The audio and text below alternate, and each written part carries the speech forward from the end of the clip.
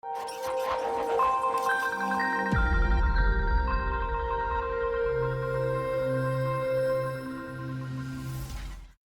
hello and welcome to the second ever live episode of the podcast, and we're here to talk about some stuff related to Forex and strategy games. I'm gonna go counterclockwise. Ben, hi Ben. Hey Rob, how's it going? It's great, buddy. How are you? Yeah, I'm good. You know me, always good. Your face. I see your face. I see And- yours. And oh my God, I just realized something. No, I won't go into that. Hey Shaun, what's up, buddy? What? Good morning. Hey mate, how's it going?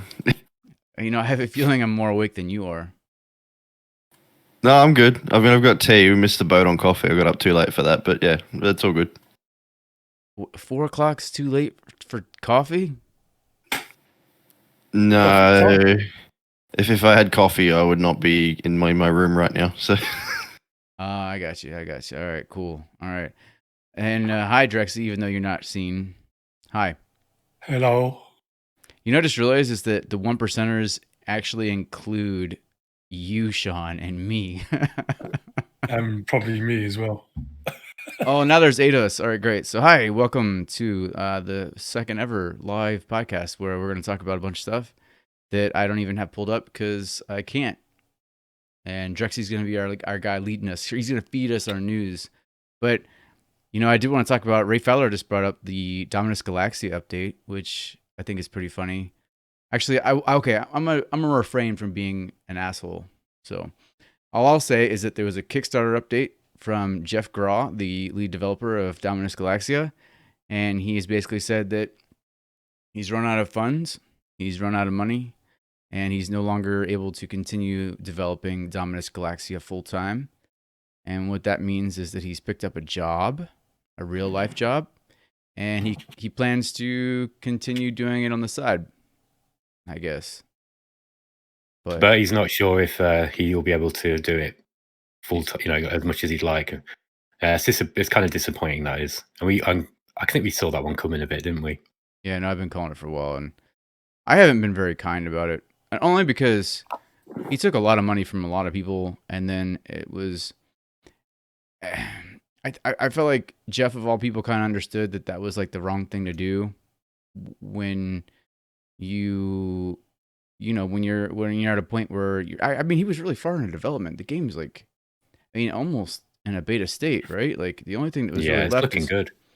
He had to finish. He wanted to redo combat, and I thought combat was fine. So I don't know what he was trying to redo with it. And he had a lot of art that needed to be done, and I understand that his artist kind of upped his fees, so he wasn't really able to do that, and that's something I can understand.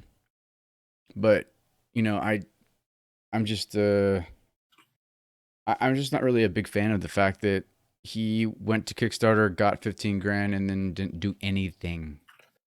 So look, man, like he's clearly a nice guy, and I'll give him credit for being honest about what's happened. I think there comes a point though where if people have paid you to do a job and you don't do the job, the last thing they really want is you saying, I've kind of like run out of energy and I don't really have the motivation to finish. It's like, mate, you've been paid to do a job.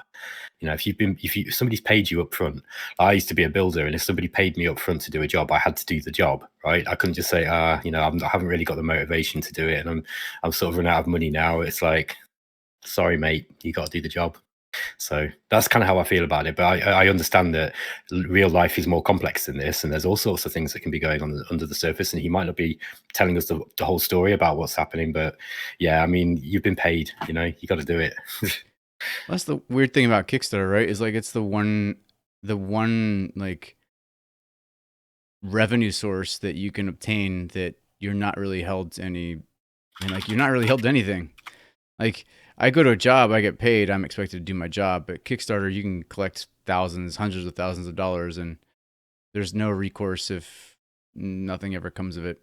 So, I mean, I've always told people not to kickstart things unless they're super serious, and that's why I kickstarted Jeff's thing, because he was so far. He had a working. Me too. Huh? I said me too. Oh, you worked, yeah. So I mean, yeah, I also kickstarted that. I mean, I don't regret it. I think that if he finishes it at some point, then fair enough. But I understand why there are people who are vocally being upset about it, shall we say? I was one of them.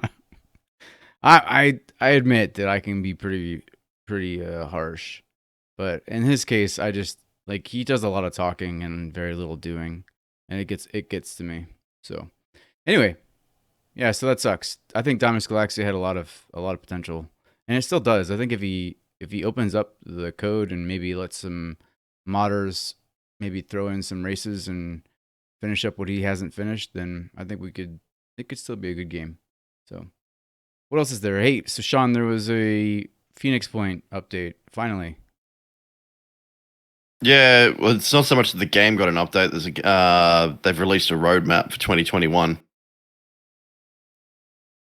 Yeah, and so I think Festering Skies was May 25th, right?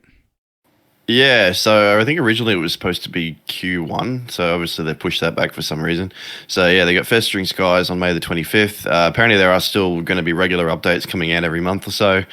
Then they've got a fourth DLC, Corrupted Horizon, has a new class and new enemies and new story stuff. So that's out in late summer, which is in the Northern Hemisphere's late summer, I think. Yeah, that's how that works, yeah. That's kind of weird because we're on the other side of the world.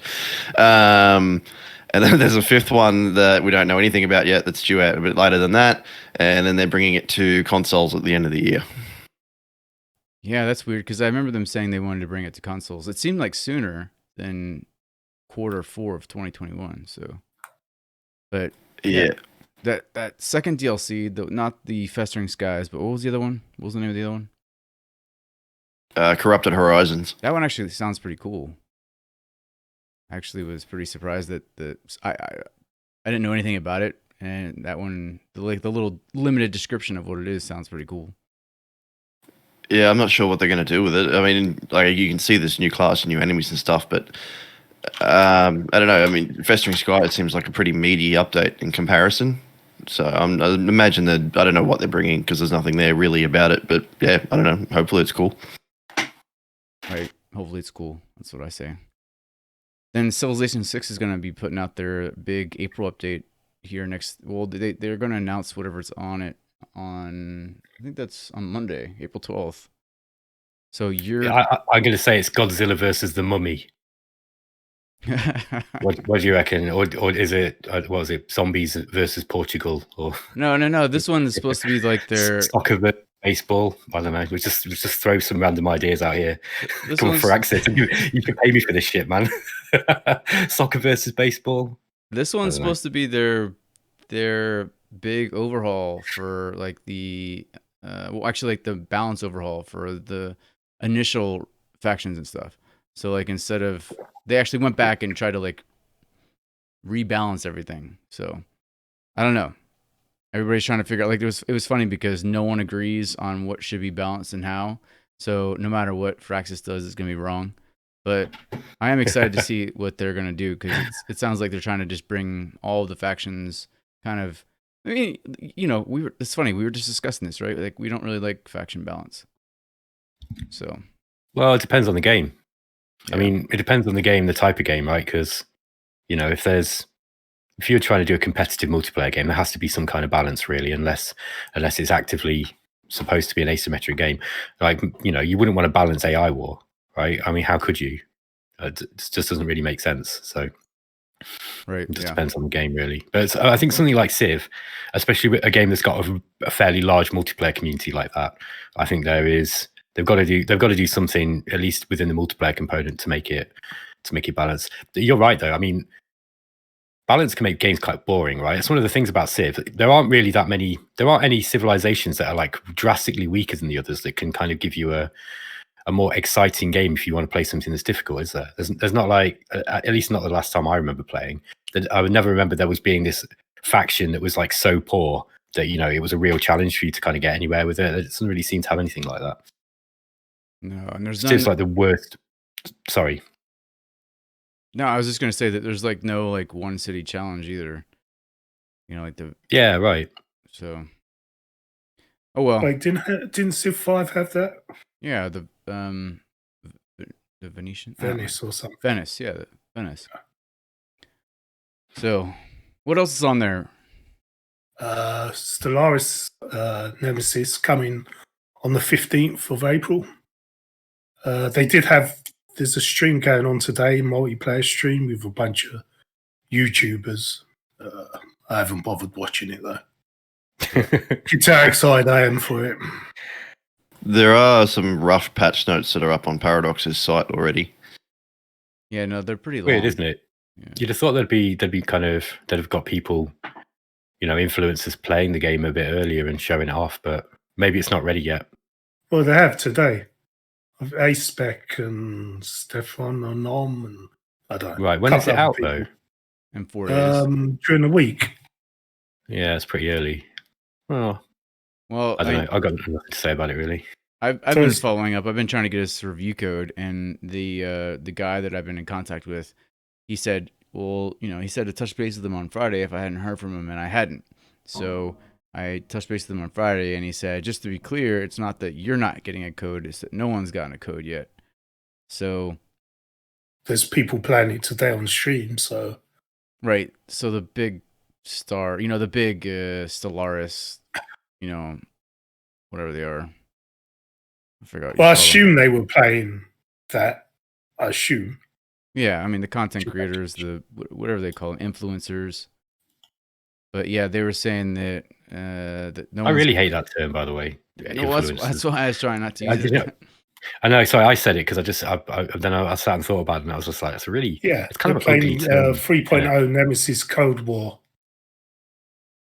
I've got 2 people on my YouTube follow list that are playing it at the moment. Maybe that's where all our viewers are.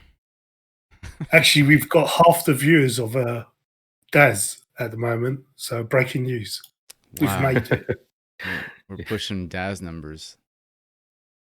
Yeah, no. Review embargoes until release day is So Ray Fowler just said review embargoes until release day is a huge red flag, and I completely agree. And I think that it's not even that in this case there's going to be an embargo. There's just no way you can know enough about the game in the day or two that you're going to get it before the expansion releases to be able to give an accurate review. So, and I think that's what they're looking for. I think what's going to happen with us too is like, Omar is going to be doing our review, and he's going to kind of do as best he can to play it and see if it's like completely screwed up, and do a what to expect or whatever it is we do, that like review series where we do like day one impressions and kind of preview. Yeah. Omar will give it a fair shake because he likes Stellaris and he likes it, and the reasons why he likes it are because he's played it a whole lot and it keeps him playing. So he's a good person to play it, right? And so I think he'll give it a fair shake because he's also not somebody who will say something's bad if he thinks it's bad. So I think he was probably the best person to do the job here. Yeah, I'd agree. Manson's saying that Paradox have been doing their marketing in tiers. There are the golden few influencers who get their early access with heavy NDAs, and then there's the rest of us who get it 48 hours ahead. Yeah, no, you got like people like Quill 18 and A-Spec and those guys who probably get it, a week or two advance. And then, hey, there was that one guy that used to do Paradox games all the time, Arumba. Yeah. And he fell out with them. Oh yeah, he like said a couple bad things about them, or like some critical things. I wouldn't even say bad things, and they blacklisted him for life. I mean, like you can't. And the thing is, he gets like 1,000 people on his stream. It's like, how can you blacklist someone who gets 1,000 people watching a Paradox game? Yeah, it's absolutely mental, and to ignore somebody as well like that, it's like there's been a few companies been doing that to various people. Like famously, Arch Warhammer got ditched by Warhammer because he was and by Creative Assembly, not ditched. He was never working with them, but they basically told him to change his name and everything because he was really critical of the way that the company was putting stuff out, basically, and he was critical of the quality of some of the things. And look, man, if somebody that you are somebody who's playing your games who's got a reach like that, like thousands of people or tens of thousands of people in that case are watching your videos, and they make a constructive criticism. They're like, look, I like the company, but you're doing this wrong. And then you just blacklist them. That just looks so bad. You've got to stop doing that. If there's any developers watching, man, you've got to stop doing that. You need to listen to these people. Unless they're being an absolute, unless they're misbehaving in some way and being a complete, so and so. You shouldn't be. You should be listening to these people, like ditching, what's it, a Roomba or whatever. But why would you do that if he's got thousands of people watching? He's promoting your game. I mean, I don't like the term influencer, but there's some truth to that term with regards to how people look at these games, right? Because it's one of the reasons why people like watching people play video games, because they want to see somebody playing it well, hopefully, so that they can see what the game is about. And if you blacklist someone who's reaching thousands of people, I mean, for a start, the first thing that they're going to do is they're going to go, well, Paradox blacklisted me, man. And then, there might be a proportion of those 1,000 people who go, well, that was pretty shitty of Paradox to do that. Like, why did they do that? Maybe I'm not going to fucking buy in their games anymore. So you've got to be, I mean, I don't know. It just seems like a really, really stupid thing to do.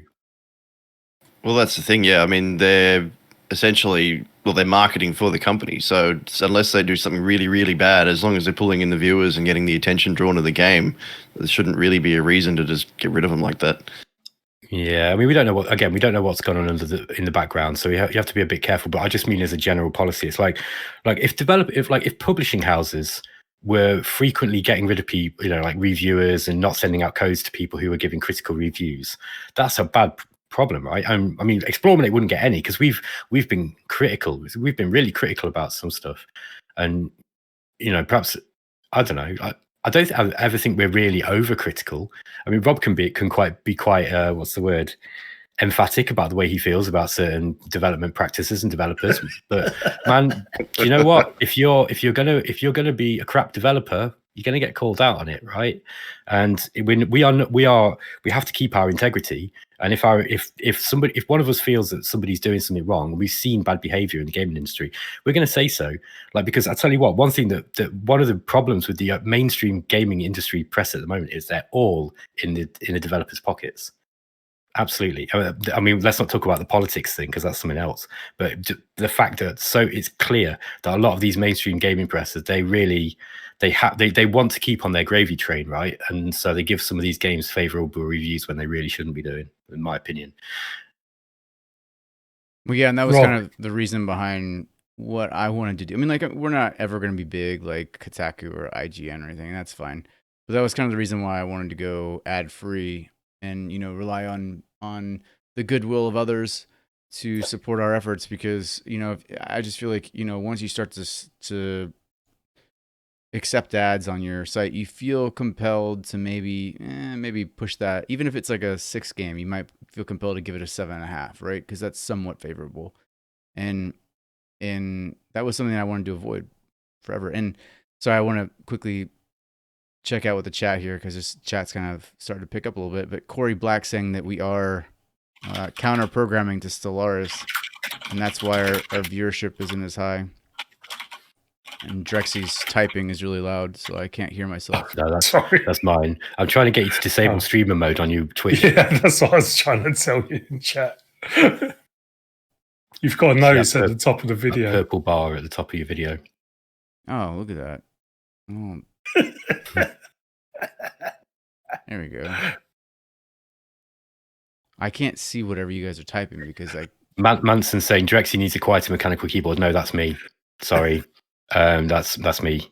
It's not a problem when I'm using OBS because I've got a noise gate on there, but Discord's crap in that respect, and you can't insert any audio effects. So, and I bought this mechanical keyboard off Mario Ratgats. Did it turn up? Did it? For him. And yeah, it did. Yeah, it turned up. It was a Brexit based problem apparently, because he sent it from Northern Ireland. Sorry, he sent it from Ireland, I think. Well, anyway, but yeah, when I got it, I forgot that it was actually the clicky version, which is really not very good for somebody who's doing YouTube streams. So I've got a noise gate on OBS, but yeah, here I've got to be really careful. I'll just move my microphone like up here or something. No, you can still hear it. Yeah, I don't know if there's much you're going to be able to do about it with the mic, it's just going to pick it up anyway.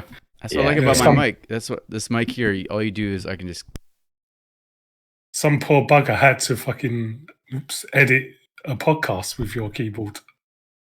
Yes. I think that's a lot better, Rob, actually. Yeah, we have the same mic. Actually, I've had to do it a few times as well, so you're not the only one, mate. Yeah, But- we ended up accidentally getting the same mic, and I can't hear anything. Like when I do a recording now, I don't even need a noise gate or anything. It just picks nothing up. It's awesome. Oh no, I love it. Yeah. Well, no, I've done that. I've recorded. So Manson just said, "That's great, Rob, until you record a 1 hour thing and forget to check if you've muted yourself." I've done that. That's a big problem. I've learned my lesson. So I now make sure that before I record anything, that I record about 5 seconds and then check it and then go back and forth. So as long as it's checked and it's good, I go back and I record. So I have done that. I've done like 40 minutes and then I look back and I'm like, wow, you can't hear me at all because I've turned it off. But He's saying the keyboard's fine. The issue is that battle mode's fingers are like tiny hands.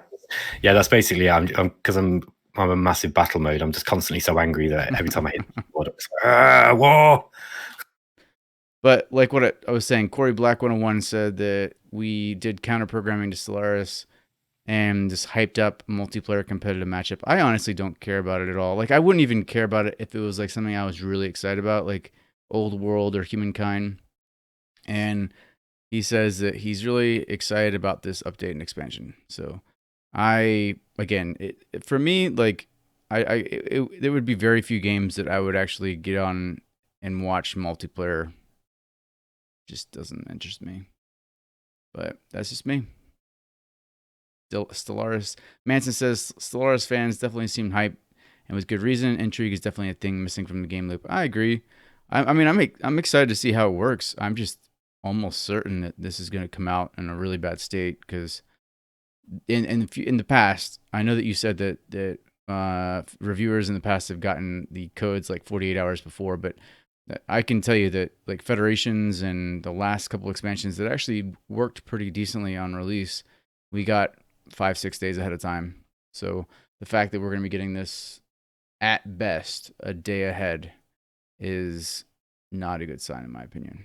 So let's hope it's good though, because I want Stellaris to be good, because if it becomes a good game and they kind of somehow mitigate that really slow bit in the mid game, like the really slow boring bit, if I can somehow get into it, then I'd like to play it, because everything else about the game is great. Really, I really like the faction design, the way that you can develop your faction. The diplomacy, Manson's saying diplomacy is fairly limited, which is a 4X staple of sorts. Well, 4X diplomacy is always crap, pretty much. There aren't very many 4X games where diplomacy is actually mechanically any good. But it's more, I think like diplomacy is more about the way that the game is made to interface between the player and the AI, right? So mechanically, it doesn't have to be good as long as it makes you feel like you're interacting with another player. I think that's the point. And I've been a bit hard on 4X games before when we've been talking about diplomacy by saying that it's a bad mechanic and it probably needs to go. Like for example, with Gladius has no diplomacy and it's a better game for it, I think. But now I've thought about it a little bit, and I think it was Ray Fowler who was saying this, but diplomacy really is an interaction between you and the computer, and it's not necessarily to do with trying to leverage an advantage for yourself. I mean, that's kind of technically what people do, but part of it is just as the fluff, right? So that you feel like you're dealing with these characters in game. So yeah, but Stellaris, man, I'm hoping that they can figure it out and make it a good game. So yeah, I'm interested to see where the 3.0 update looks. Just looking quickly over it, like the changing some things to do with the AI and the economy. So I'll probably load it up at some point and have a look and just see how it's going after 3.0 has been out maybe for a little while. I don't know what kind of state it'll launch in. I'm sure we'll find out, but I might leave it for a little bit and then just have a look down the road. Yeah, speaking of which, you got your time with Battlesector, the new Slytherin Warhammer 40k tactics game. I wanted to talk to you about it a little bit because I watched your video of it. How does it feel? It looks pretty solid. Yeah, man, I'm pretty happy with it. Like I think it's a little bit rough around the edges, but it's they've got plenty of time to get it right. I think it's June that it's coming out. So, but yeah, what's there is really, really cool. I'm really enjoyed my time that I spent with it. Did you play Sanctum's Reach at all?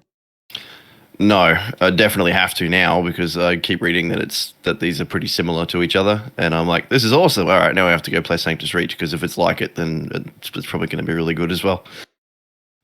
I was just wondering what the difference was really, or if it's just like an updated version of that.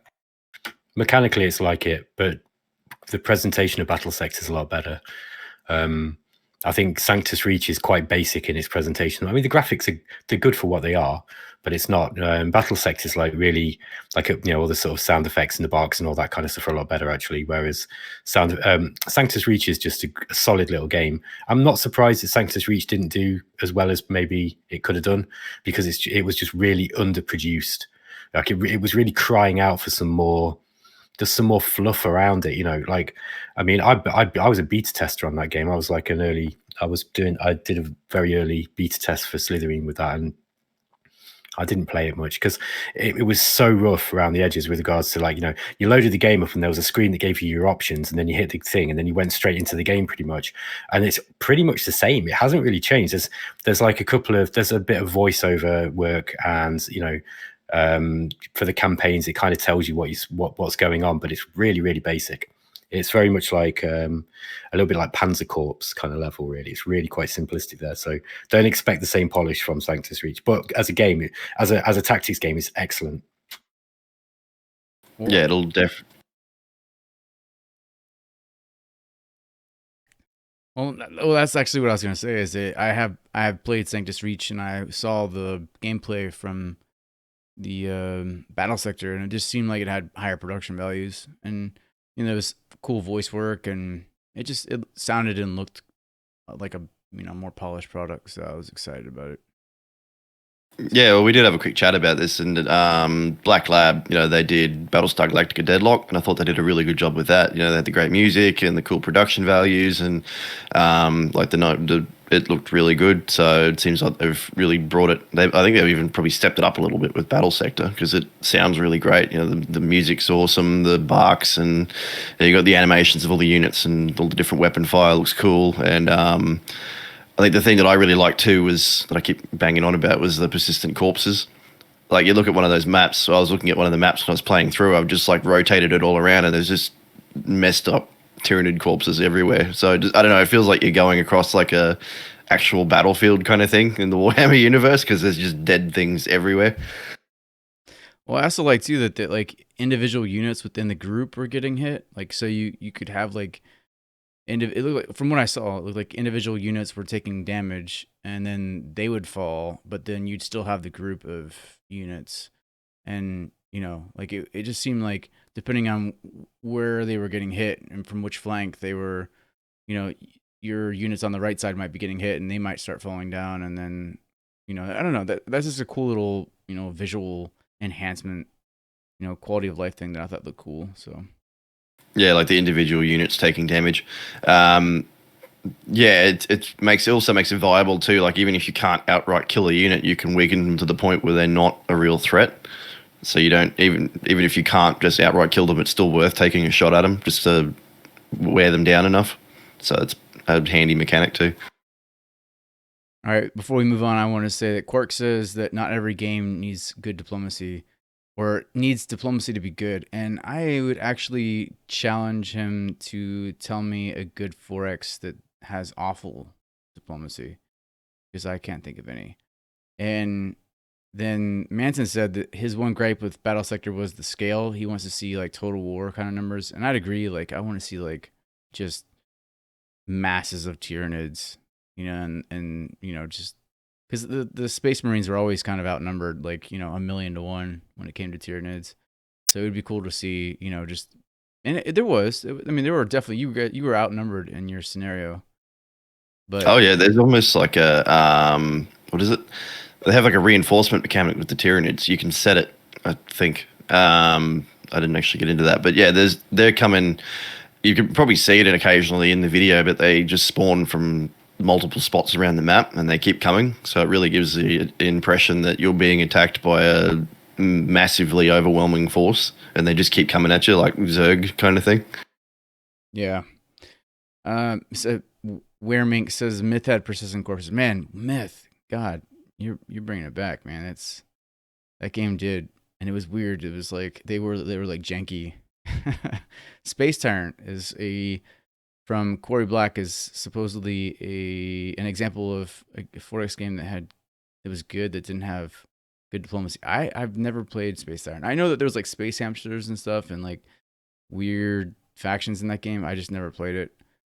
But and then Gladius, I'm still not sure that I would call Gladius like a true 4X game. I mean, for me, and this is weird, right? Like I know we have like the rubric of what we consider 4X, and for me, like I've always considered a 4X game to be where you interact with your. 4X games are more to me like empire building, and there is definitely an aspect of diplomacy. Whereas I think you said at battle mode, like Ben, that Gladius is like a turn-based real-time strategy game, and I'd agree with that more than I would agree that I personally that I would say it's like a true 4X game. Yeah, I mean, hold on, that wasn't the question. The question was a game with terrible diplomacy, not one with that lacks diplomacy or has minimal diplomacy. I think the question was, tell us a good 4X game that has terrible diplomacy. Try and think of one. Well, see, they said some people like Endless Space. Endless Space 1 had awful, atrocious diplomacy, and I hated Endless Space 1. I really did. I thought Endless Space 1 was a decent like start to what Amplitude Studio ends up doing, but I thought Endless Space 1 fell short really, really badly of what I considered a good 4X game. So, yeah, it was, as Manson says, it was very polished and very unfun to play. I personally didn't like Endless Space 1 whatsoever. So, and Endless Space, every Amplitude game. Well, that's you. That's you. That's how you feel about Amplitude Studios games. I personally like them a lot because I like atmosphere and immersion, and you hate everything that's good about things in life. You just hate life, Drexy. Yeah, pretty much. I think we all do. Like everyone except Rob apparently hates life. Yeah, and I'm the only. Oh, whatever. It doesn't matter. I'm actually the meanest out of all of us, and yet for some reason, I like everything. So Manson is saying combat alone made me want to forget it. No, I agree with you. I think the combat, the combat in Endless Space 1 and 2 is awful. I mean, it's just atrocious. Very pretty, but I feel like if they'd made Endless Space 2 combat turn-based, it would have been probably one of the perfect Space 4X games for me. But that's just for me, not for good old Stu down below me.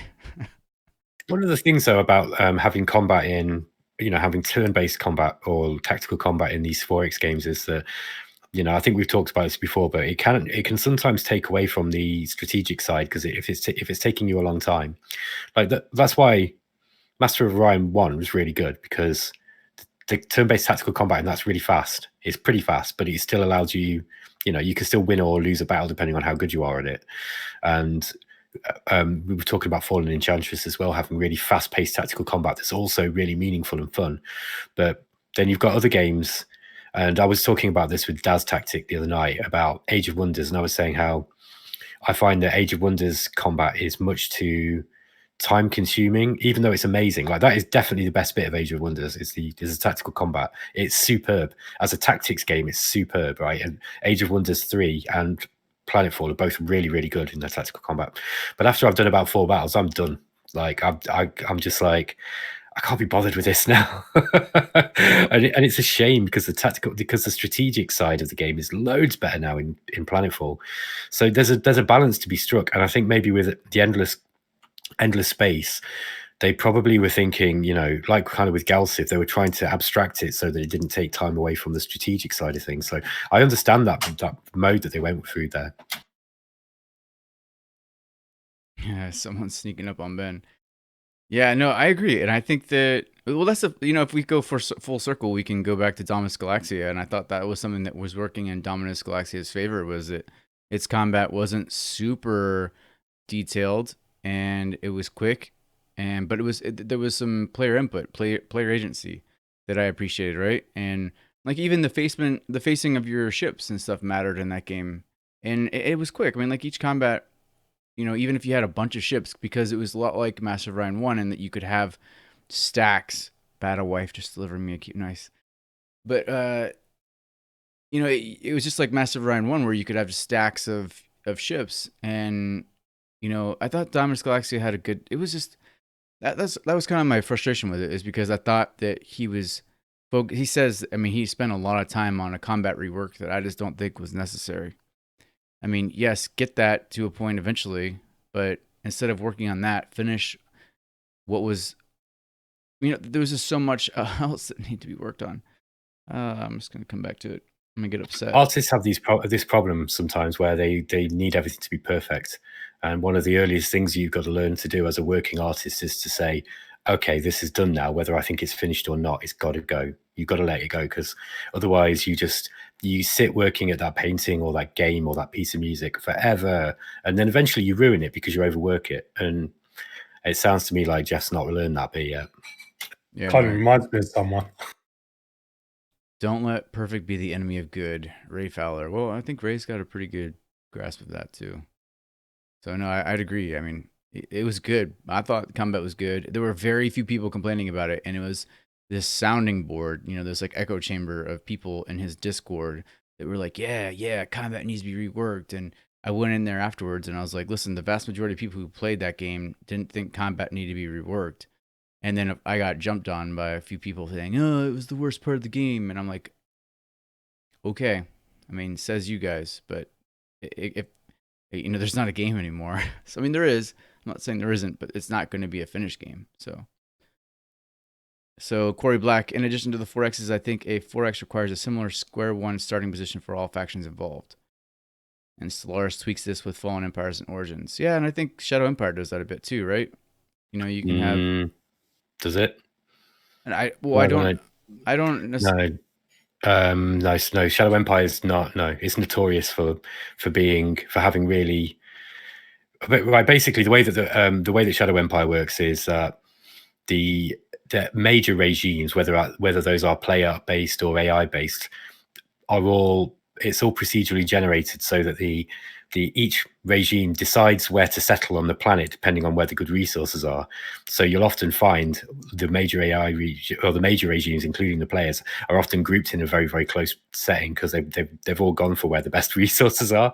And people are complaining about that now because if you play a multiplayer game, you can even play a single player game, often you'll find that you are bordering 3 hostile enemy regimes right at the start of the game, and unless you're very good, it's very difficult to win that. So I think I understand that Vic's actually he said on the Matrix forums, I hear you guys, I understand that you want me to have equidistant starting positions for players, so I'm going to look into that. So I think he's going to fix it, but as an option, I assume.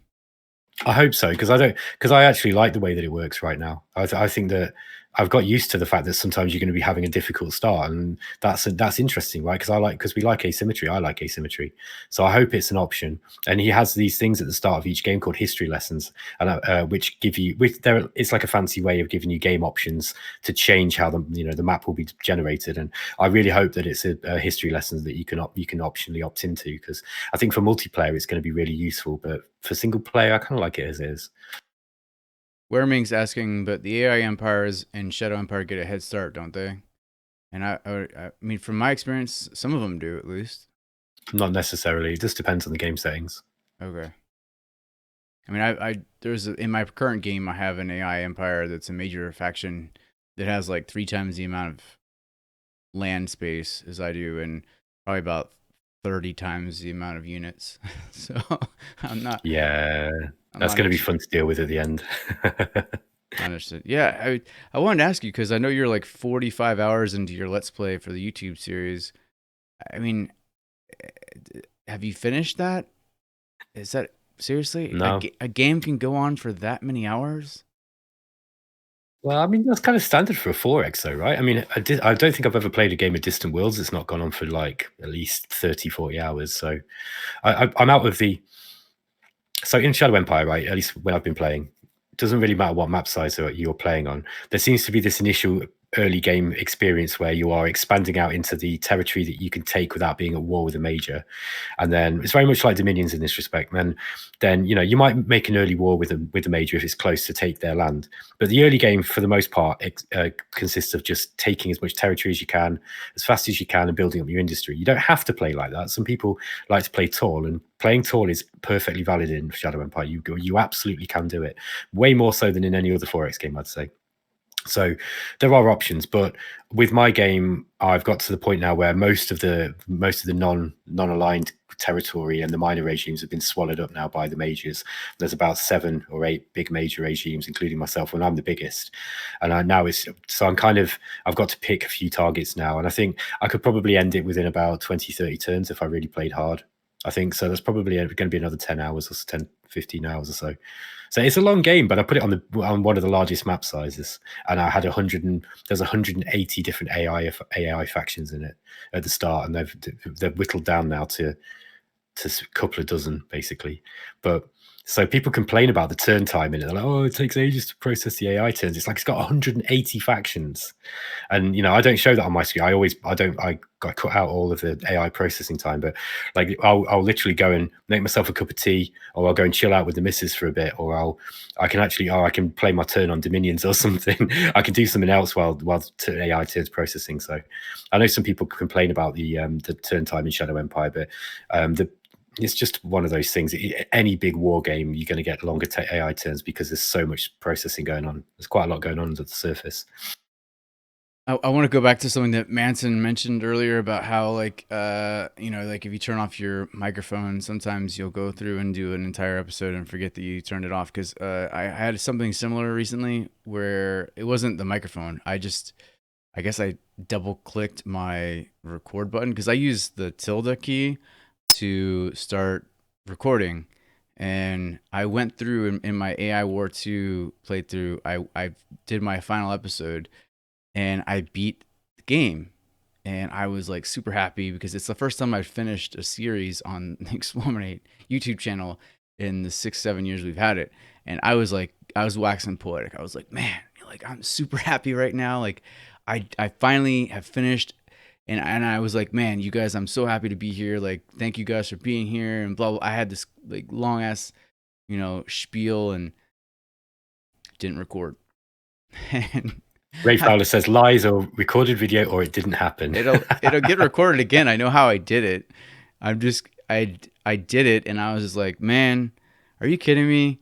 Like and like it was, like the first time you do it, it's genuine, right? Like the experience, the elation that I felt in that moment was genuine, and I'll be excited the second time, but that first time I was like, this is the first time in the entire channel's history that I've finished a series, and what have we learned though, Rob? What have you learned to have a more difficult key now? Because do you know what mine is? Do you know what mine is on OBS? It's Shift, Control, Alt, and P. So that there's no way that you can accidentally hit that button combination. Oh no, I have changed it. It's now Shift tilde. So I have to hit 2, easier, yeah. Which is I'm just never going to hit those 2 buttons unless I want to. So it's like eventually one day you might accidentally hit it, and you're like, oh well, now we're going to have to add a 3rd button, and then just keep going. I'm too old to control P. I got it. At first I was like, wait, huh? Man, that sucks. I said it out loud. Oh, that's made my day, that has. I like Ray. Yeah, he's a good one. That one. So Rob, I want to know, is it too oh, you go first, Drex. No, because I was going to ask about another news item. I was going to ask Rob what he thinks of Shadow Empire, because I know he's been playing it finally. Well, yeah, no, I mean, I'm enjoying it a lot. I think there's a lot more infrastructure stuff that I didn't expect. Like I didn't even know about the quality of life stuff until about 30 minutes ago in my playtime. It's like, wow, there's like this whole level of quality of life stuff you can build and keep your people happy, which I didn't realize that was a thing. But I I really am enjoying it a lot. I think that there's a huge barrier to entry. It's just like Distant Worlds. I think we've said it before 100 times before that that block, that huge mountain that you need to overcome in order to get good at it, or in order to even understand it. I know I still don't even understand it. Like there's still parts of it that like you jumped on the other day and showed me a couple things, and that's helped me kind of understand why I was having such a hard time like recruiting formations and stuff. But yeah, I like it a lot. And that one dude who's modded the stratagem cards, I've donated to his Ko-fi and gotten them, and I think they're great. So, and from what I understand, like he's kind of made hints that he might be at works on some other UI elements. So, I wonder what else he's gonna make look nicer. But I'm enjoying it. I think there's a lot of depth to it. The actual 4X elements are a lot more deep than I thought they were when I first saw it. Because when I first saw you playing it, I thought that it was very much a war game with some 4X elements. But I'm really realizing that there's actually many more 4X elements, many more like empire building and empire management aspects to the game than you'd even remotely think so at first. So. One of the, I think you just said that it's got a bit of a barrier to entry like Distant Worlds. And I'd also say, I'd suggest that it shares one of the strengths of Distant Worlds that's also a weakness, right? This is a real double-edged sword. And that's, with Distant Worlds, you had this automation system. And for every person who played it and really liked it because it was automated, you had somebody else who bounced off the game because they didn't like, because they felt that the game was playing itself, right?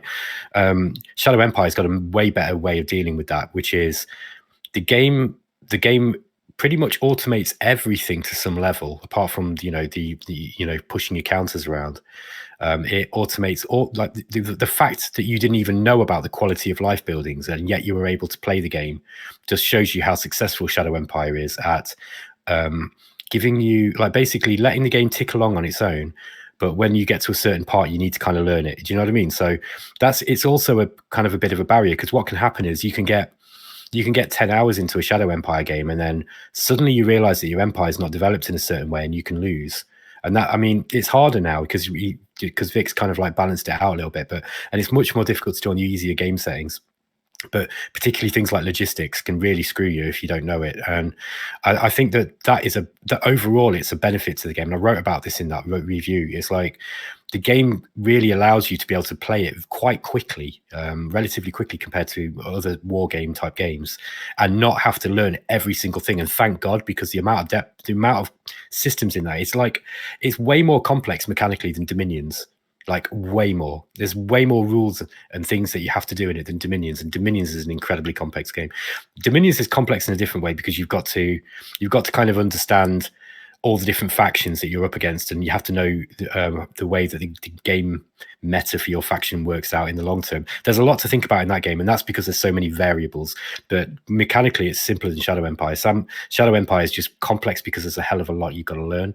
But the game does a really good job of introducing it to you when you need each individual piece, because it does it for you. Like, so I just think that, it kind of breaks that whole thing of, well, if it's automated, it shouldn't be in the game, because actually it is automated, and it's also not, if you see what I mean. Like the AI picks up the slack if you're not doing it, but it won't be very efficient. But it enables a newcomer just to come and play a game right through and really not have to learn a lot of the complex stuff. So it's a triumph in that respect. Yeah, no, I think it's genius. It's starting to kind of shine through for me.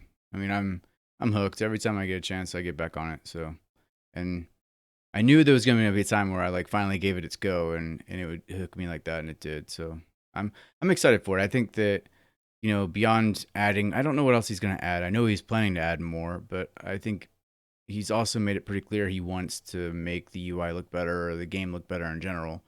And I downloaded another mod. It was like a map mod that just makes everything look a little bit more, like it's got more depth to it. And man, my camera doesn't like me moving. I'll stop moving, fine. But yeah, it makes the camera, sorry, not the camera, jeez. Makes the map look like it's got more depth to it. So like mountains look like they actually like, are coming off the map, and so on and so forth. And the roads look a little bit more distinct and stuff like that. And that's actually helped me enjoy it a bit more too. So yeah, I mean, with the robust modding, and I know Daz has already made a mod too that makes the terrain more obvious. So like, he has, because him and Eric were complaining about that when they were playing it. I think that there was certain terrain features it's not always obvious which direction they're applying from. So things like those, you've got the escarpments that were a bit of a thing. It's like, I figured it out, but I think it's not obvious just from looking at them unless you mouse over it to figure out those certain things. So Daz went through and he's done a kind of a Daz UI mod for it, basically, or kind of a map mod. I like the Shadow Empire maps. I think they look really cool. And if you generate loads of planets, there's so much variety in them. Like there's loads of different colors for all the wildlife. There's. I think I don't need any mods for that. I think it looks really nice as it is, but I think I'm easily pleased. You are old school. You're old. What was your question there, Drex? No, I was just going to ask, have you got any more information about this Punk Wars? Looks pretty interesting. I do have a Q&A set up. So the PR person that came out and emailed me all that stuff, I wrote back and was like, hey, like we're kind of big into 4X here. We'd really like to ask your developer some questions. She came back and said, of course, send me the questions. So it'll be just a matter of getting some questions together and finding out more. It looks good. I mean, it has like I would say the art style is very nice. And, I put it up on Reddit, on the 4X Gaming Reddit, and there was somebody who did some Turkala. He did some digging and found out that it's basically made by the same people who developed Real Politics, which are like mediocre games. And that doesn't mean that they couldn't do a 4X game well. So, and it looks pretty cool. So I do think it's exciting to see someone finally branch out of the whole fantasy space or historical 4X. And we've got a post-apocalyptic diesel punk 4X game on the horizon. So I want to see it. I want to play it. Is anybody else completely sick of steampunk stuff, though? I mean, haven't they milked that fashion movement for all it's worth for maybe a decade longer than it really should have existed for? Well, it wasn't just diesel punk too. It was like, I guess there's like 4 different vying factions who, I mean, they were all punk, but there was like diesel punk, steampunk, and then 2 other punks. Atom Punk and Steel Punk. There you go. I got it up here. There you go. And so I guess like the 4 different, I know the 4 different factions in this game all adhere to like, different types of punks. So. It's an interesting idea. Look, man, it's an interesting idea. Sorry, I'm just a bit cynical because I said this on the 4X Gaming Discord, but I used to be in a pirate band, and we used to do all sorts of, okay, yeah, talk about cheesy. I was in a comedy pirate band, basically, or actually quite popular in the UK at the moment, or they were. And we did loads of festivals, and we did a few steampunk festivals. So they'd always be like, "Oh, could you kind of come in steampunk pirate costumes?" And the captain would be like, "No, I hate steampunk." We had to do so many, but one of the best things about those gigs was some of the costumes the girls were wearing were like. That actually reminds me, like, wouldn't it be cool to have like a colonization game where not only could you be like a colonizing, like a first world or whatever, European power, but you could also be a pirate faction. That'd be cool. Like, totally different game. Like, it's just much like Distant Worlds, where you could be like the pirate faction in Distant Worlds universe. I never actually played as them, so I don't even know how it worked. So wow, there's this is generating some discussion, guys. All right, all right. So Manson says. Oh wait, no, Weirmink. Wow, where am I? I'm getting lost here. So Rotaran, I don't think steampunk will ever stop being milked. He's 100% correct. It's just like every other anything that likes to be milked. Weirmink, was it comedy before or after you performed? Right, so basically, I didn't play any music. I was a costume performer, so I used to do juggling, and I used to dress up as a giant crab during this song, because in one of the songs, a giant crab attacks the ship and kills them all. So I used to do a wrestling match with my mate Adam, who was a big pirate with dreads and a massive beard. He's a big guy, and so we just did like a WWE style thing where we literally just kicked the crap out of each other on the stage. And yeah, and I was a giant crab in red hot pants. I'm going to go ahead. It's really ridiculous. There is YouTube footage. I'm going to go ahead, and request a source for that for later. I feel like the most normal person out of this group. I don't know. And that's saying something. You probably are, mate. So, anyways, Manson said, I'd love to see a cyberpunk-styled 4X where you're a small corporation trying to vie for power among the mega corporations ruling the world. I think that sounds like awesome. Syndicate. Yeah, only more 4X. I like that a lot. May all the punks be milked to eternity. Yes. I don't think cyberpunk has been done in 4X, has it? No. Wow. I like that idea. And I like that I like the corporation stuff. That sounds awesome. Right, let's put it on our list of the Explorminate 4X game. That would work. I mean, there's been cyberpunk. There's been cyberpunk ideas in quite a lot of 4X games. I mean, often the technology stuff in space 4X games often goes down that kind of route, with like hacking and I guess, elements of cyberpunk have been used, but there hasn't been a cyberpunk themed 4X game as far as I can think. Hello, Kitty 4X. Come on, Ray. I do want to see an image of this. So Retirin's right. There's got to be YouTube footage somewhere. Of me doing giant crab? Yeah, I'll post something in the forum later or something if you want. Yes. Yes. Yeah, there's. Sorry, I don't mean to interrupt you. Manson's saying yes. There's very often a technocracy faction in most. Yeah, that's true. And I think it would be cool to have, like you said, competing corporations in a very 4X-ish thing. I mean, there's a lot of 4X, like subgenres that haven't been tried, and it really could be a lot of fun. Maybe that could be a topic for a show. Yeah. Maybe it could be maybe you could show your face on one of these things. Hey, Rob, you're part of the family now, okay? Forget about it. We need the proof that you have hair.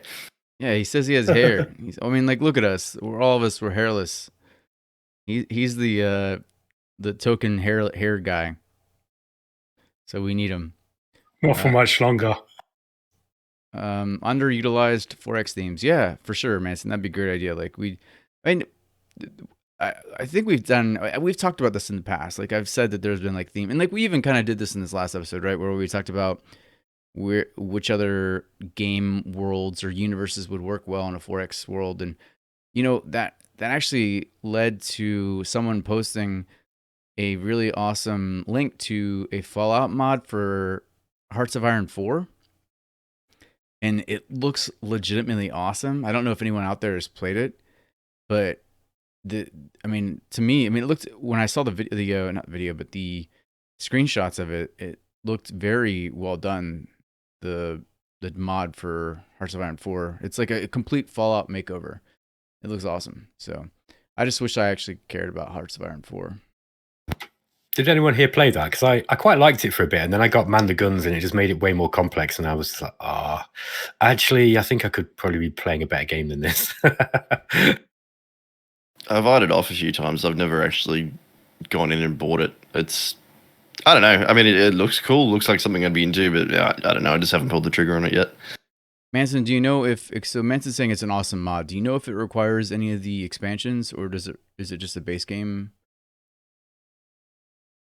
Yeah. HOI 4 is definitely about the build up. Yeah.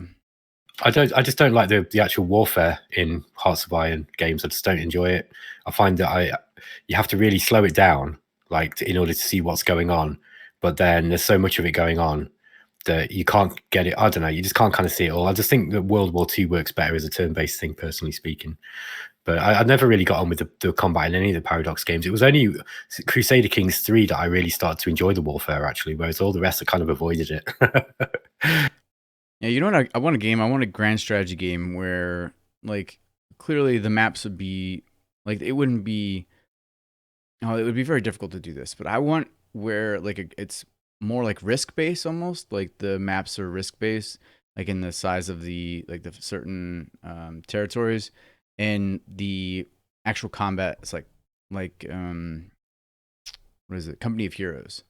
That's what I'd want. Because Company of Heroes the battles, like almost like the the street block to street block combat and Company of Heroes is fun, and then like I don't know, I'm just floating off here. No, it sounds interesting. It's an interesting idea.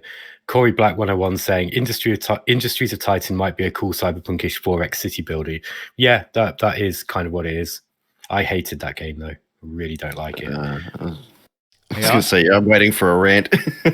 No, I'm not going to. I've ranted enough about that game. So, I mean, yeah, that is what you're looking for. If you want a sort of RTS style city builder game, then with a cyberpunk theme, the Industries of Titan might be the one. I want to check back in with it because it was definitely a work in progress when it was like when we first started looking at it, but it's had like 11 updates since then. So I want to see. It wasn't really a work in progress. It was a work in ... Like it wasn't even that far along. Oh, that's what I'm saying. Like, so it's had 11 updates since then, and I wonder if it's actually a fun game now. So it could be. I remember because I played it and I had it to review, and I was like, Rob, I can't do a review for this game because it's just going to get the worst score I've ever given anything. And Rob was like, okay, I'll do it, then I'll play it. And I explained to him exactly why it was a problem, and he's like, no, it's all right, I got it. And then I watched him play it on YouTube, and he ran into exactly the same problems that I did, and I was like, told you, mate. Oh, so Weremink says Total War combat mission, like a modern Total War. That's exactly what I would love to see. Like a Total War game that's like with modern warfare stuff. That would just, for me, I would actually really enjoy that. That would be awesome. As for Industries of Titan 2, I definitely do have to check it out. I've been loosely following it, and they've seen the updates and all that, and I'm just like, hey, this looks like it's in a state where I could really get into it. So I don't know. I'll have a look at it at some point.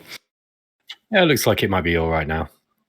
Just to repeat just to summarize my rant, don't ever send out games to reviewers expecting a decent preview if it's broken. Yeah, just don't do that, developers. It wasn't even broken. It just wasn't working. There was nothing to it. There was nothing to it. There was nothing to it. It was a shell of a game. The tutorial which taught you how to play the game had a bug in it that made you randomly have to wait anywhere between sort of 15 to 90 minutes in order to progress, but there was no way of progressing it.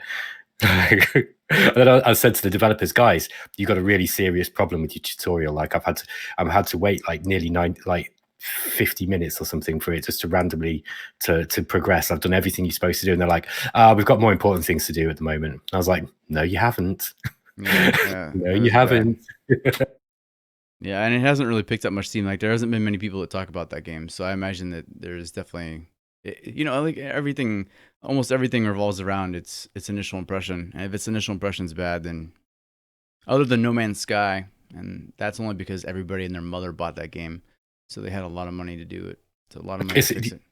There's a lot of developers who are starting to do this thing that I really hate, which is, I mean, I don't know if this is just the way that the development process has to work now, but they're making the graphics, the sound, all the voiceovers and all that stuff that you would have thought that is kind of less important. They put all that into the game first, so the game looks really nice and people go ahead and buy it, because it's like, oh, it looks nice. It's got a script, it's got voice acting, like by decent actors. It's got a good script. The voice acting in that game is really good. And the graphics in that game are also really good.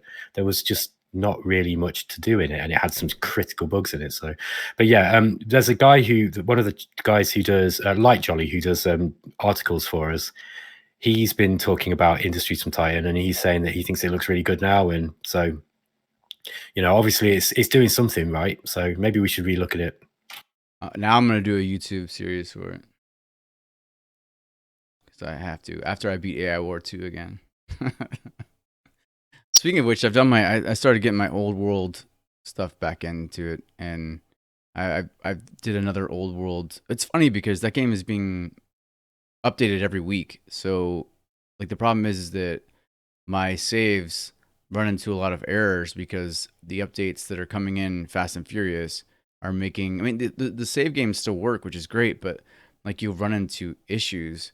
Like, some object wasn't found or whatever it is, because they're changing, like, they're not even just updating the UI and adding new animations and new units. They're also changing the way like core game mechanics work.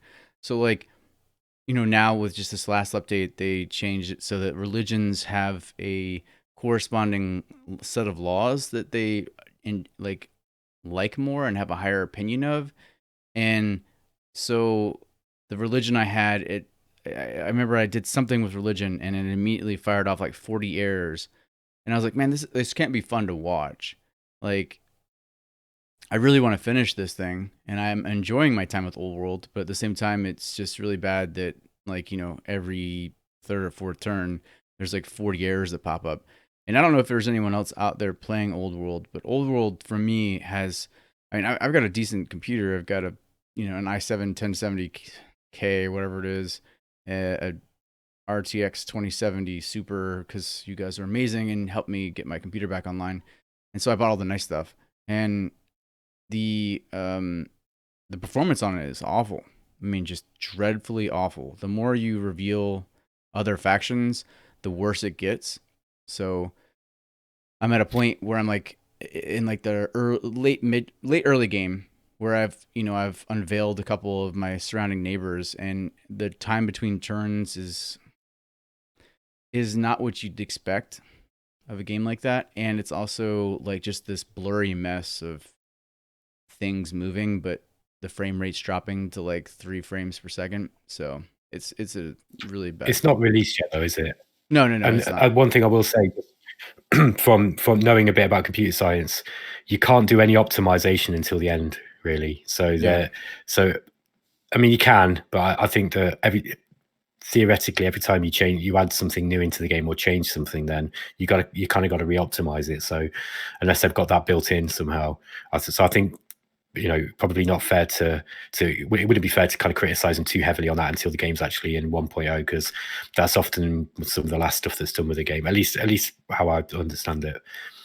Well, I'd agree. And so the year of Epic exclusivity, if they're doing the same thing, if they're following the same pattern that they've done with other Epic exclusive games, should be up soon.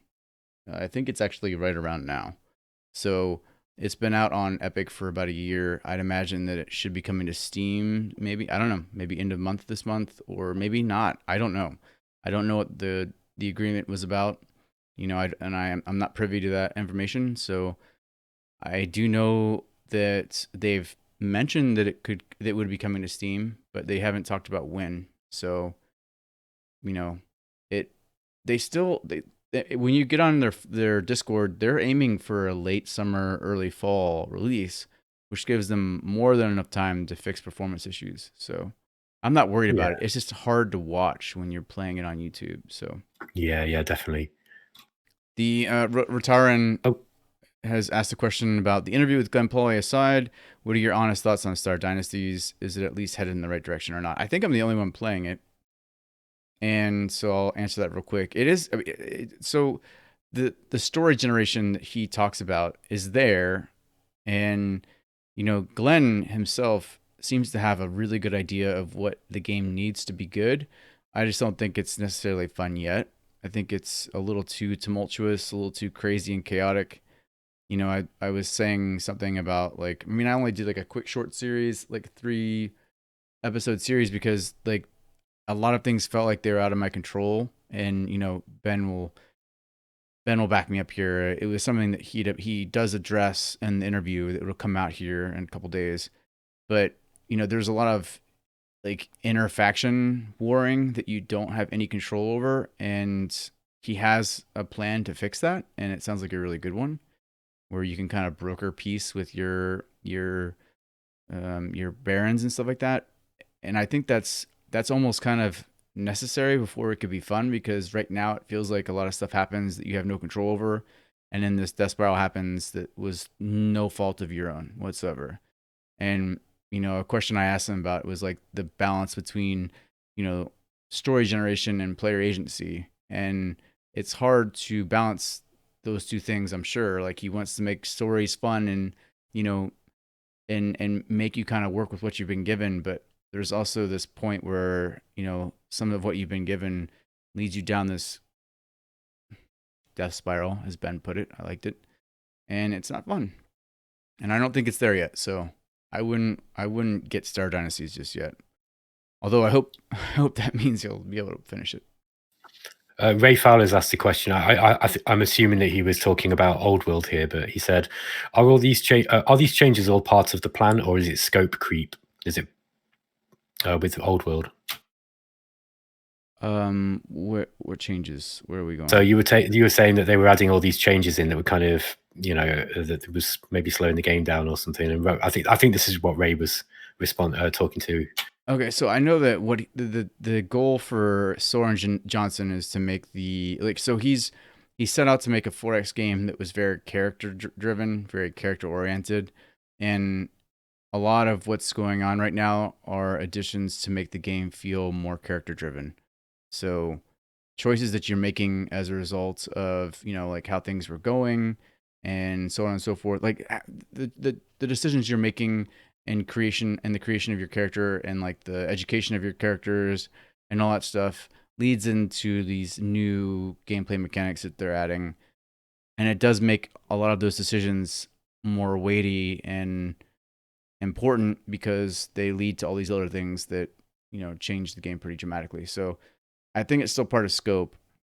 I don't think it's feature creep because I think they always plan to have like a 1.5 year long early access period. So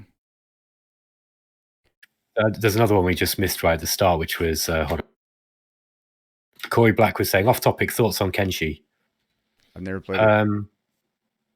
I like it, but I stopped playing it for some reason. I can't remember exactly why. I think in order to kind of play it in a certain way, you've got to game the system. So, if you want your characters to become kind of strong enough to be able to get anywhere in it without spending ages and ages, being kicked around by the enemies constantly, you have to really game the system. You have to kind of like pick up a load of stuff and run around with it in circles for ages and ages to at least get your strength up enough. And there's a specific way that you've got to do your build if you want to ever be strong enough to finish the end game. I think it's a bad game design, personally. I think it's a really, really interesting game, and I think it's very beautiful and really, it's really, really cool with the sandbox side of things. And so for the right kind of person, I think it's a great game.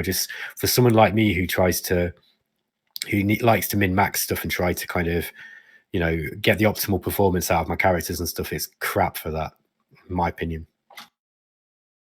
So Ray Feller is saying he has to leave. He has to bow out since his 1-year-old is waking up, but he wants to give a quick shout out to, oh God, I hope I can do this, Evangelos Skoupras, who translated 60,000 words into Greek to carry ROTP, Remnants of the Precursors, to a new milestone, our first release in a full foreign language.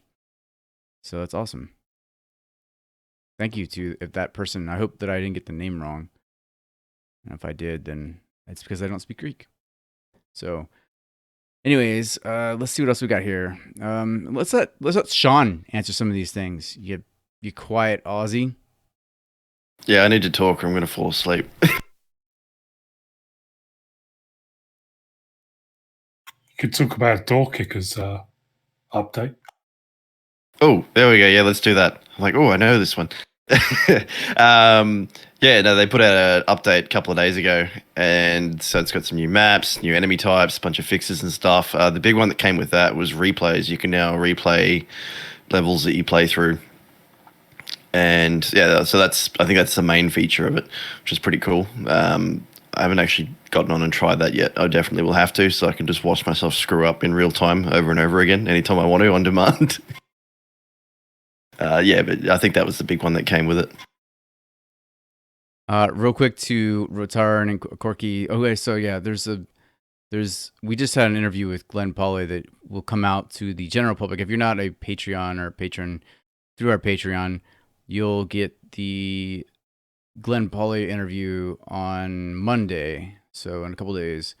And yeah, first of all, Glenn Pauley is super articulate, really nice guy, has a great accent. I love it a lot. And he went into great detail about what he's going to do. In fact, he gave away more information than he was allowed to. So I'm excited that we got some scoop exclusive stuff there. Pretty excited. Weremink's asking if I'm going to play in the next Dominions Explorminate game. I've never played Dominions my whole life, so sure.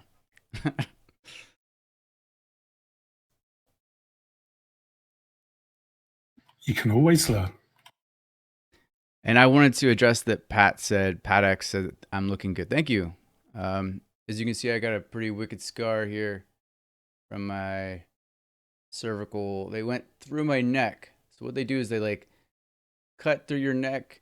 They put all the stuff aside, and then they get to your cervical bones through your neck by pulling all this stuff aside and like just making this huge like gaping hole in your neck.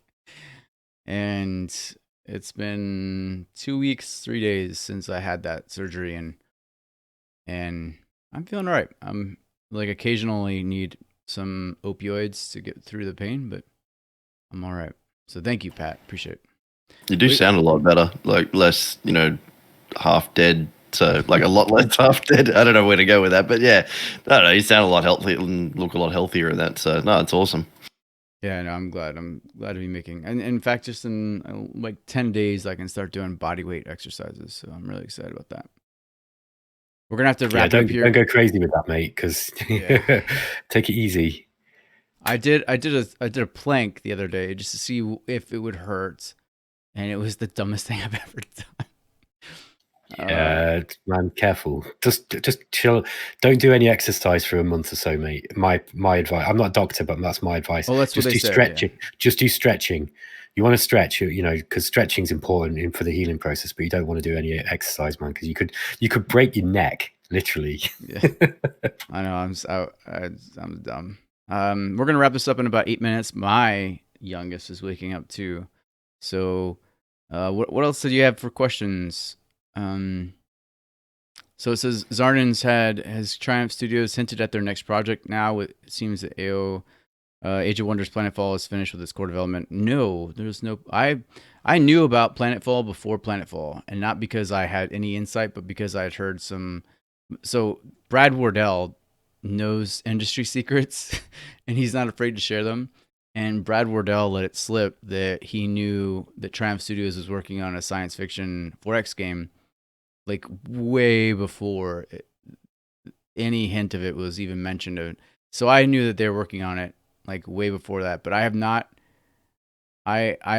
heard anything about what they're doing right now. I'd imagine it's probably a next fantasy Age of Wonders game, but I don't know. Maybe they're going back to that like Overlord game or whatever they made for like a minute. Do you reckon they're going to be sick of doing Age of Wonders games? Because that's basically all they've done. That's pretty much all they've done, right? Yeah, I hope they'll be trying something different than Age of Wonders. I'm with you. I 100% agree with you. I know a lot of people who liked Age of Wonders were a bit disappointed that they'd done a science fiction version. They were like, when's Age of Wonders 4 going to come out? Just one sec, sorry. Is it the Battle Maiden? Battle Wife has brought me Battle Tea again. Queen, yes, I'm sorry. Yeah, she said, no, I'm Battle Queen, not Battle Wife.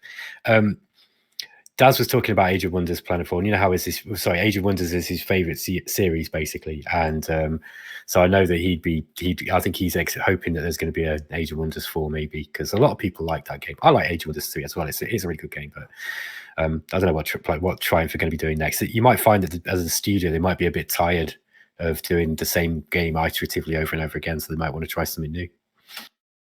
I'm trying to remember, weren't they bought?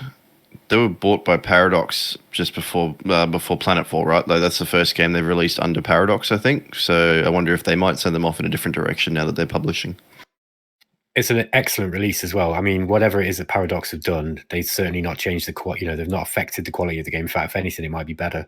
I mean, I've after talking to Daz about it the other night, I was like, I really need to play Planetfall more, because it's every time I've got into it, I get that problem with it where I play the tactical combat and then I can't be bothered to play it any longer, and I've got to get over that. And I managed to get over that in Total War. I don't know, so because I always had that problem with Total War games as well, and I've actually got over that now. So I think I could probably get over it with Planetfall. But that would be a good game to play on the channel at some point. Although I reckon Rob might have dibs that one, because I know that's his favorite as well. I mean, I like Planetfall a lot. I'm just not very good at it, so I don't think I'd be a very fun person to watch. Yeah, the same with me. I haven't spent a lot of time in it, to be honest. I think I got into it in the base game, spent a bit of time then, and I haven't really gone back to it, which I absolutely should do. But yeah, I'll get to it.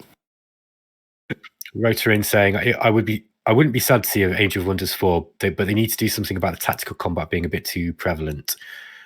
Yeah, I mean, I don't know. I thought that was just me that had that opinion about the tactical combat in Age of Wonders, but I think it's something that a lot of people say as well. It's like that's one of the game's strengths, though, and the tactical combat is dead good. I'm not saying that it's bad tactical combat. It is really, really good, but whether it really meshes well with the increase in complexity in the 4X side of the game now, like in Age of Wonders 3, they could get away with it a little bit more, whereas with Age of Wonders Planetfall, the 4X side is so much more expanded that takes more time, that takes more energy, and then you've got this really, really complex tactical system as well. I think for the right, again, I know this is a bit of a washout thing to say, but for the right kind of player, Age of Wonders Planetfall is a superb game. I think it's gonna tick all the boxes if you have set yourself up as the kind of person who wants those boxes to be ticked, if you see what I mean. Yeah, I mean, both of the games. I love the tactical combat is really good. Yeah, I struggled even with Age of Wonders 3 with the tactical combat. It just takes too long. That's why I like Falling Enchantress, because it's a lot quicker. Right. So Corey Black's asking if there's any background secrets on what Harebrained Schemes is up to. Harebrained shutting down, hopefully. Fucking hate those guys so much. Do you know what? Like, hopefully they shut down and then give the BattleTech to somebody who can do it properly. That's what I want. Oh, there goes our Twitch channel. It's probably gonna get shut down now. Hey, I didn't say anything. I just said I don't like them. That's it. Yeah, I mean it's weird because they went from what was it before they did the Dragonfall or not Dragonfall, which I really love. Yeah, Dragonfall. But no, Shadowrun. Thank you. Which the Shadowrun games are great, and then they went to BattleTech, and I agree with you. I thought they did it really poorly. If you ask Nate, though, he'll tell you that was like the best game ever. So I didn't mind it. I put in like 60, 70 hours, something like that. I mean, I'm not overly familiar with the BattleTech franchise, so maybe that helps. But I don't know. I thought it was pretty good, apart from what was the problem with it? There was a bunch of bugs that were with it, and it was like the save files were causing the game to crash or something. And then I remember turns being really, really slow, and I think they patched that up just after I'd started. But I didn't mind it. I haven't been back, but that's more just because I don't have time. It's not the tactical combat that's the problem. The game itself isn't that bad. The game, it's not a bad game. I actually quite enjoyed it for a bit, but I'm not going to talk about it here. I hated that game. They just went there. It wasn't just that. It was the way they treated the way they treated people afterwards as well. People who had genuine complaints about the game, and the way that they treated people by just blanket censoring people, kicking people out of groups. It was just, and the politics was a problem as well. So just the whole thing was just it's something that's unfortunately becoming a lot more prevalent in gaming at the moment, and I want to see an end to it. I think that if we can get past this little phase we're going through in the games industry, shall we say, we can look back on it in the future and go, yeah, that sucked. Glad we got over that nonsense. Yeah, I agree. That stuff. I mean, any of that kind of stuff, like the censorship and stuff like that, is just dumb. As long as a complaint is made constructively and in good faith, I think that it should never be censored. And when you start to get like that, it huge deterrent. And I remember that. I remember exactly what you're talking about. Yeah, Paradox did their best to try to sort that out, by the way, as well. They were really trying to kind of, I mean, I think, at least because I followed that situation quite carefully, I think, to Paradox's credit, I think they were trying to allow people, the opportunity to talk about their complaints to the developers, because it wasn't just over the politics. It was also the quality of the game. They were just blanket deleting people because they were saying, hey man, this game sucks because of X bug, or this doesn't work. And they were just the attitude that came from that developer over the criticism, regardless of what the criticism was just absolutely outrageous. So I think that hopefully, I don't know, hopefully they've learned a lesson at least. But Paradox, everybody's got a lot of hate for Paradox, and I'm kind of ambivalent. I don't really care. They just do what they do now, don't they? And, but at least from what I could see in that situation, they seem to be trying to kind of mediate and make things good. So. All right. Well, if there's not any more questions, I will say that the only real insider information I have right now is that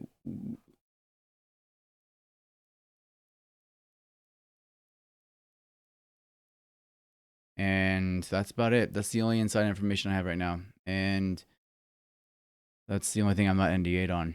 So, Are you going to get in trouble for saying that? No, it'll happen. It'll happen soon. That's all I can say. That's not an NDA. Wemmink saying BattleTech would have been a good answer when the podcast asked about IPs to make a 4X. Yeah, why not, man? That sounds cool. Yeah, but it would end up being a lot like Gladius, though, right? Because there's not really any peace in BattleTech. Well, you've got different factions that I think they communicate with each other loosely anyway. It could be something. More so than Warhammer. Warhammer really, like, you know, it doesn't make any sense to have any diplomacy in that, because like the good guys in the game don't talk to anybody else. They're like, they consider them all heretical and will burn them on sight. So, but BattleTech, I think there's a possibility. But BattleTech's is a really, really great IP as well. Well, I will give Harebrained Scheme one thing. Around the issue that we were talking about, they really did get the sort of, you know, they did the law justice in certain ways, I think, and I think they should be given credit for that. All right. Anything else? Anybody else have anything? I did have a real quick one from earlier. I was just asking about if there are any other 4X games that exist that are in the steampunk or dieselpunk genre, anything like that, because I'm not overly familiar with any of those. Revival Recolonization seems to be trying that. I mean, like, they just put out a dev diary that showed, like, basically steampunk units, and then, like, one of them had, like, an elephant with guns on it and stuff, which is pretty cool if you ask me. But it's definitely trying to do a steampunk thing. And you can get into their alpha for free if you go to revival4x.com and just see what they're trying. They're trying some cool things. So that's awesome, because as soon as you said elephants with guns on it, I was sold. I'm just going to go and have a look at that. There's a game called it's not quite a 4X, although it's got 4X elements. It's called Airships Conquer the Skies. Have you seen that? That's got like that's like it's a weird cross between a sort of sandbox battle game where you build your airships using this kind of like Lego sort of stuff. You build all your ships, and then you fight them against one another. So it's a little bit like I forget what game it's called, but there's one set in the ocean, you know, like a sort of naval combat game that's kind of similar, where you just build these ridiculous kind of fighting machines. But that game's also got a strategy side, and so it's kind of a cross between a sort of a real time. It's got combat a little bit like Starsector, I guess, but except different. But yeah, anyway, that's steampunk. That's very, very much steampunk. And if you've not played that, by the way, that's worth a look. Airships, it's a really, really good game. From the Depths, yes, that's the one, Manson. Thank you. It was From the Depths. All right, anybody with more questions? We're gonna wrap this up. And any questions for Drexy? Drexy's a really talkative guy when you get to it. Well, there hasn't been much for me to say. Just tell him that that synthesizers suck. Yeah, seems to definitely suck. I spend way too much money on them. Sure, tell me about it. Do I want to become more famous? Buy followers, primes, and viewers on bigfollows.com. Oh, man. That's how we get famous, guys. All right. Glenn Ehrlich. That's my other hobby. Great stream, guys. Do this more often. Yeah, we plan to. We want to do it once a month.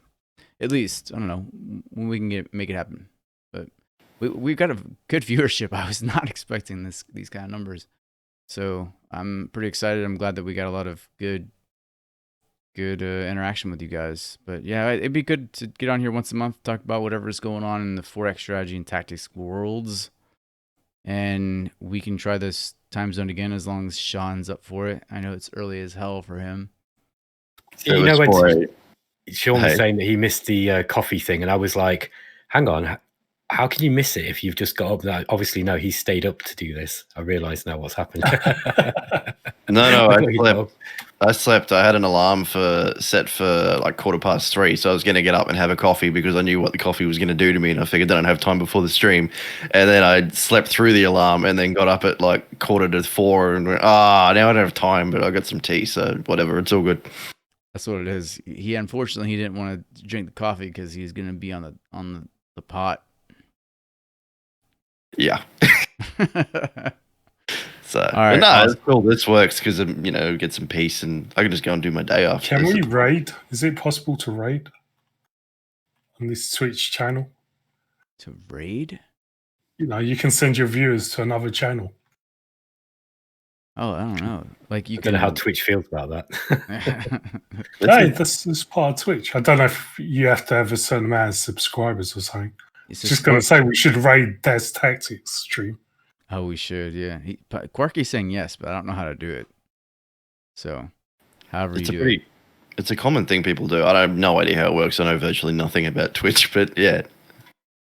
Oh my god. We're getting the bots, man. It'd be funny just to double his viewers right now. we're becoming cool enough that we have bots telling us how to become famous. That's how you know you're getting good. Oh shit.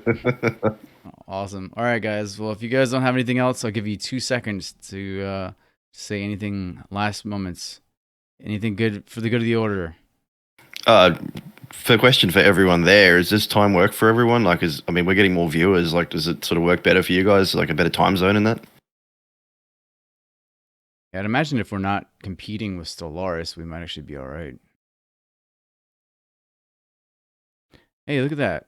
Thank you. Pat gave us his Prime membership thingy to Explominate. That's great. I don't even know what that does for us, to be honest. I should do that too. I only subbed to Prime to get that Anno 1800 skin thing. I subscribe to his channel, so yeah. Nice. I think you probably get about £2 or something. Raid channel name. All right, let me try this. We're going to do it. Every time it says raid, I'm just like, raid, Shadow Legends. Oh, wait, no, it's channel name. Oh, it says Static is offline, though. Oh, then. He's just gone offline. Oh, no. Oh, well. He's probably starting work. He wakes up early. He wakes up early and then he plays games for a bit and then he works. So he's probably working now. Yeah, he knew we were coming. Yeah. He's literally just gone offline. It's all right. We'll get him next time. Well, guys, this has been really fun. We'll do it again next month. And yeah, I fled like a cowardly dog. That's right. But yeah, this has been a lot of fun. It's been a lot more fun to interact with you guys and kind of see what you guys think about things and provide some good subjects and stuff. So thanks for having us. Thanks for watching. Been really great. And we'll plan one way in advance next time. This time, yesterday Ben was like, "Hey, you want to do one of those Twitch streams again?" I was like, "Yes." and then I no one even told me, so I didn't even tell you, but you got here. So before next month, Stu will have his video. I'll send him one, and then we will we'll make sure to promote the next one, like at least a few days ahead of time so that you guys all know. But thanks for watching, guys. Thanks for being here. And yeah, we'll see you guys in the Discord and on the in the community. So see ya. Take care, guys. Yeah, guys. Bye. Yeah. Have a good one, guys. I'm waving. Honestly. We don't see you. All right. Bye.